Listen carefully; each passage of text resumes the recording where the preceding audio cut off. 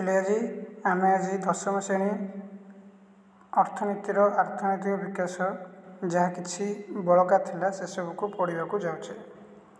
ଦେଖିବା ଏବେ ଆମେ ଆଜି ପଢ଼ିବା ଭାରତରେ ନୂତନ ଆର୍ଥିକ ନୀତିର ପ୍ରଭାବ ଓ ବିଶ୍ୱ ବାଣିଜ୍ୟ ସଂଗଠନ। ଆମେ ପଢ଼ିବା ଭାରତରେ ଯେଉଁ ନୂଆ ଆର୍ଥିକ ନୀତି ପ୍ରବର୍ତ୍ତନ ହୋଇଥିଲା 1991 ମସିହାରେ ତାର ପ୍ରଭାବ କ'ଣ ପଡ଼ିଲା ଏବଂ ବିଶ୍ୱ ବାଣିଜ୍ୟ ସଂଗଠନ ବିଷୟରେ ପଢ଼ିବା।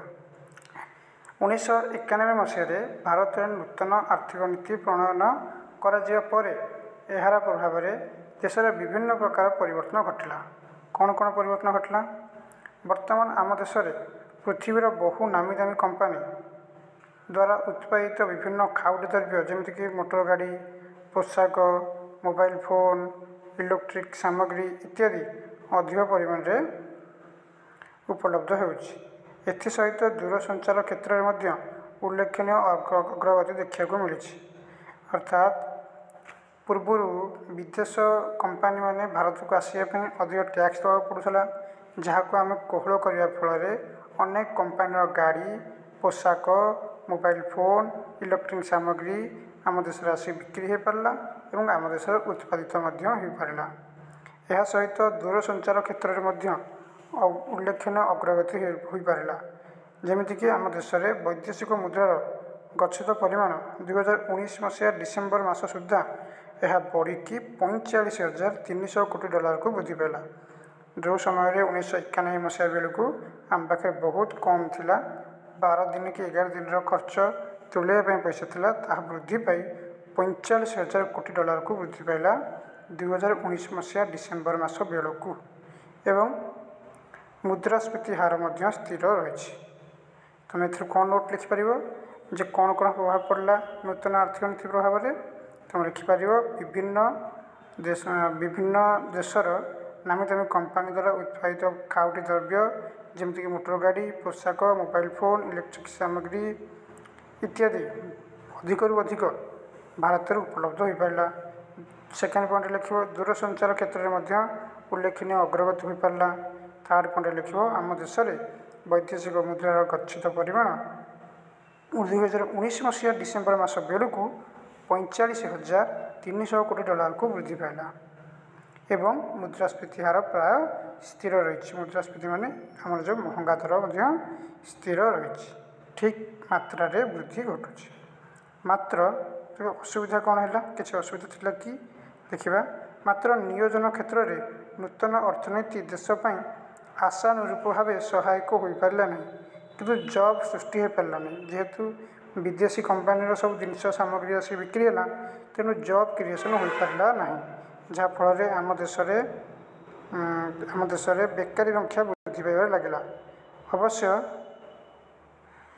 ଅବଶ୍ୟ ଆମ ଦେଶରେ ଲୋକମାନଙ୍କର ଜୀବନଧାରଣ ମାନରେ ନିଶ୍ଚିତ ଭାବେ ଉନ୍ନତି ପରିଲକ୍ଷିତ ହୋଇଛି। ଆମ ଦେଶର ଲୋକମାନଙ୍କ ଜୀବନଧାରଣ ମାନରେ ଉନ୍ନତି ହୋଇଛି, କିନ୍ତୁ ବେକାରୀ ସମସ୍ୟା ବୃଦ୍ଧି ପାଇଛି।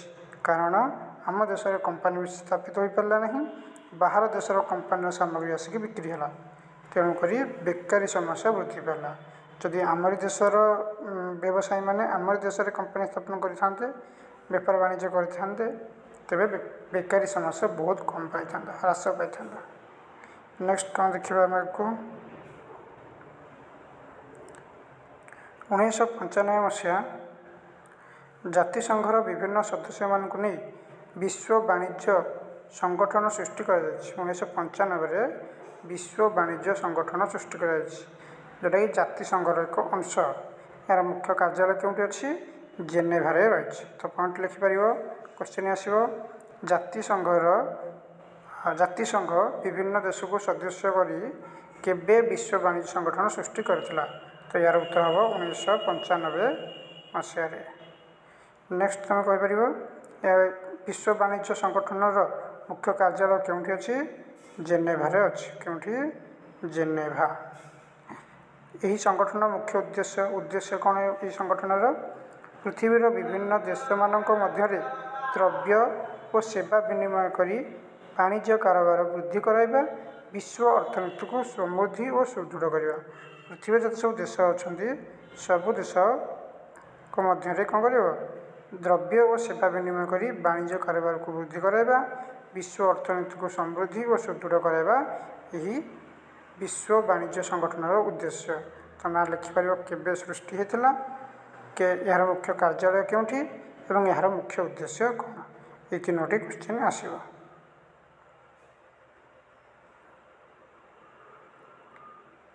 सर्वोपरि विकासशील देश मानकर आर्थिक अवस्था सुधार आने।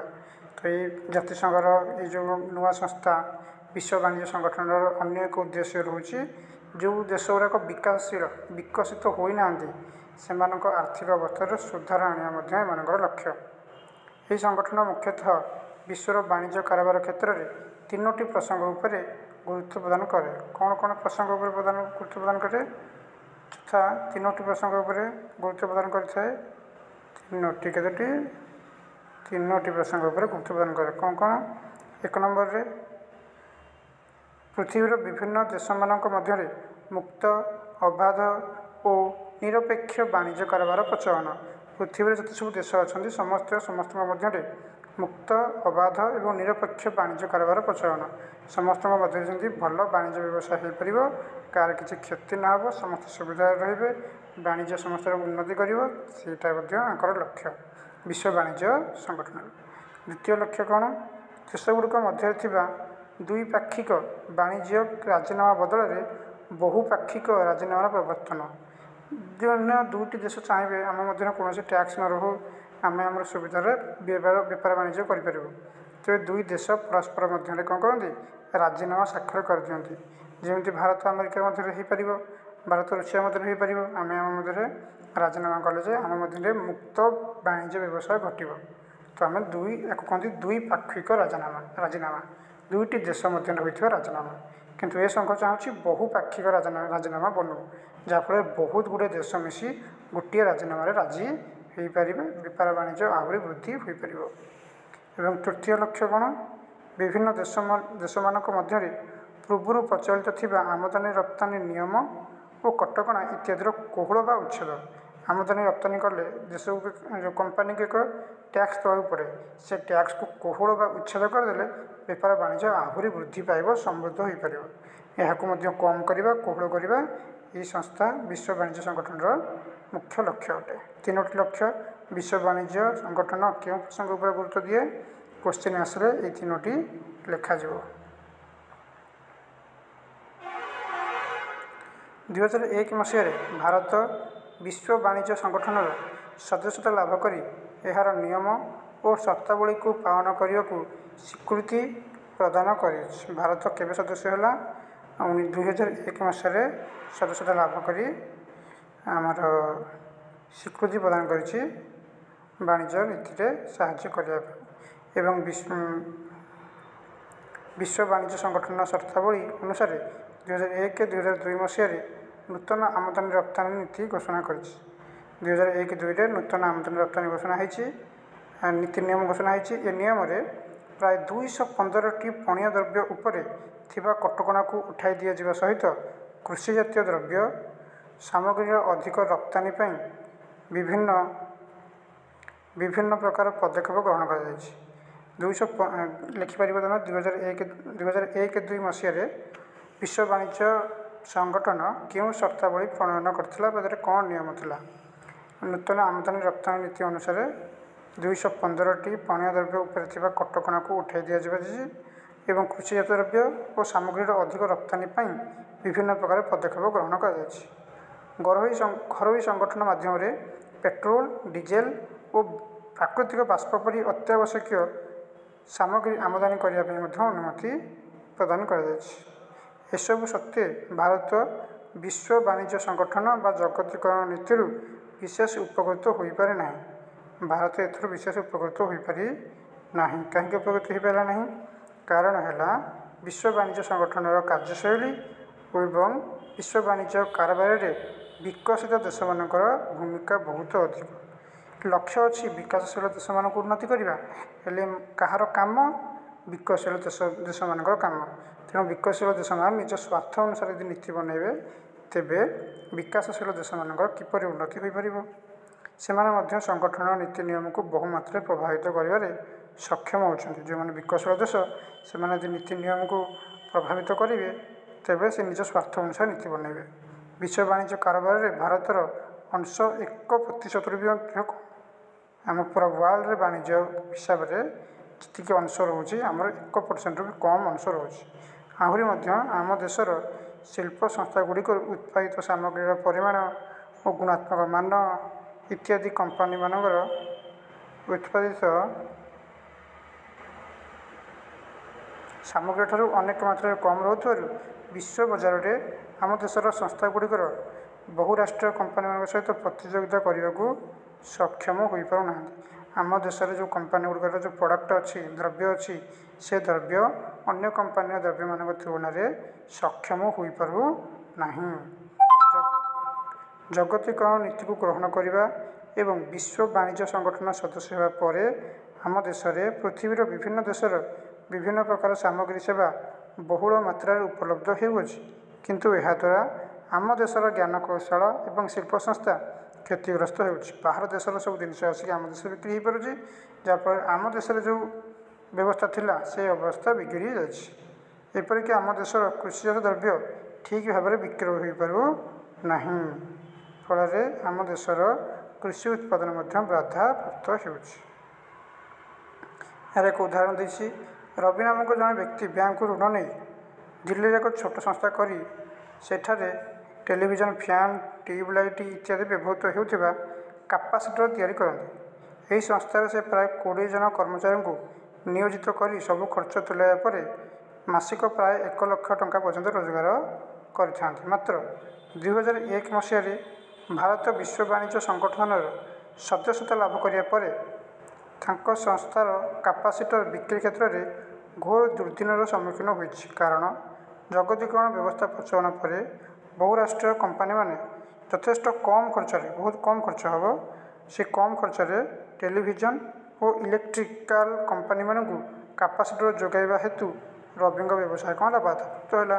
ସେ ଯଦି 20 ଲକ୍ଷ ଟଙ୍କା ଖର୍ଚ୍ଚ କରି କିଛି ପଇସା ଖର୍ଚ୍ଚ କରି ଜିନିଷ ବନାଉଛି, କିନ୍ତୁ ତାଠୁ ବି ଶସ୍ତାରେ ବଡ଼ ବଡ଼ କମ୍ପାନୀମାନେ ବନେଇ ପାରିବେ। ସେମାନେ ଯଦି କମ୍ ଦାମରେ ବନେଇକି ବିକ୍ରି କଲେ ତେବେ ୟାଙ୍କର ବ୍ୟବସାୟ କ'ଣ ବାଧାପ୍ରାପ୍ତ ଘଟିବ। ଏପରି ରବି ତାଙ୍କର ଶିଳ୍ପ ସଂସ୍ଥାକୁ ବାଧ୍ୟ ହୋଇ ବନ୍ଦ କରିବା ପରି ପରିସ୍ଥିତି ସୃଷ୍ଟି ହୋଇଛି। ଏହିପରି ଭାବରେ ଆମ ଦେଶରେ ବ୍ୟାଟେରୀ ଆଉ କାପାସିଟର, ପ୍ଲାଷ୍ଟିକ୍ ସାମଗ୍ରୀ, ଖେଳନା, ଟାୟାର, ଦୁଗ୍ଧଜାତ ଦ୍ରବ୍ୟ, ବନସ୍ପତି ଇତ୍ୟାଦି ଉତ୍ପାଦନ ସଂସ୍ଥାଗୁଡ଼ିକ ଜଗତୀକରଣ ବ୍ୟବସ୍ଥା ଦ୍ୱାରା ଅତି ମାତ୍ରାରେ କ୍ଷତିଗ୍ରସ୍ତ ହେଉଛନ୍ତି, ଯାହାଫଳରେ ଆମ ଦେଶରେ ଏକ ସଙ୍କଟଜନକ ପରିସ୍ଥିତି ସୃଷ୍ଟି ହୋଇଛି। କାରଣ ଆମ ଦେଶରେ ବା ଏହିଭଳି କ୍ଷୁଦ୍ର ଶିଳ୍ପ ସଂସ୍ଥାଗୁଡ଼ିକରେ ବହୁ ସଂଖ୍ୟାରେ ଶ୍ରମିକ ପ୍ରାୟ 2 କୋଟି ଲୋକ କାମ କରନ୍ତି, କ୍ଷୁଦ୍ର ଶିଳ୍ପରେ କାମ କରିଥାନ୍ତି। କିନ୍ତୁ ଯେହେତୁ ଜଗତୀକରଣ ଯୋଗୁଁ ଶସ୍ତାରେ ଭଲ ଜିନିଷ ମିଳିଗଲା ସାମଗ୍ରୀ, ତେବେ ଏସବୁ କମ୍ପାନୀର ଦ୍ରବ୍ୟ କେହି କିଣିଲେ ନାହିଁ, ଯାହାଫଳରେ ଏହି କମ୍ପାନୀ ଗୁଡ଼ିକ ବନ୍ଦ ହେଲା ଏବଂ ଅନେକ ଲୋକ ନିଜ କାମ ହରାଇ ବସିଲେ। ଏବେ ସେହି ଶ୍ରମିକମାନେ କ'ଣ ହେଇଗଲେ, ବେକାର ହୋଇଗଲେ। ଏହିସବୁ ପରିପ୍ରେକ୍ଷୀରେ ଆମ ଦେଶର କମ୍ପାନୀମାନେ ସେମାନଙ୍କ ଦ୍ୱାରା ଉତ୍ପାଦିତ ହେଉଥିବା ଦ୍ରବ୍ୟ ଓ ସେବାର ଗୁଣାତ୍ମକ ମାନ ଓ ଦକ୍ଷତା ବୃଦ୍ଧି କରିବା ସହିତ ଉତ୍ପାଦନ ଦ୍ରବ୍ୟ କମ୍ କରିବାକୁ ଚେଷ୍ଟା କରିବା ଉଚିତ।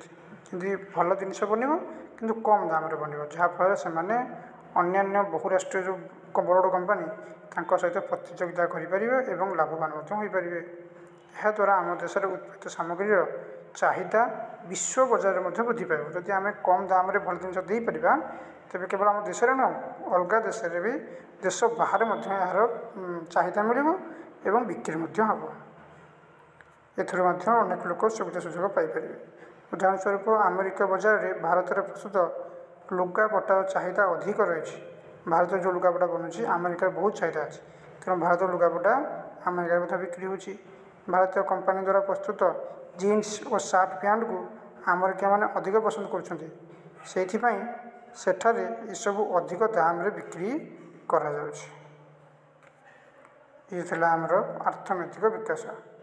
ଏ ବିଷୟର ସମ୍ପୂର୍ଣ୍ଣ ନୋଟ୍ ଆମେ ଧୀରେ ଧୀରେ ପଢ଼ିଲେ। ଯଦି ବି କିଛି ଡାଉଟ୍ ରହିଯାଇଛି ତେବେ କମେଣ୍ଟରେ ଜଣାନ୍ତୁ, ମୁଁ ଆପଣଙ୍କ ଡାଉଟ୍କୁ କ୍ଲିୟର କରିବା ପାଇଁ ଚେଷ୍ଟା କରିବି। ଧନ୍ୟବାଦ।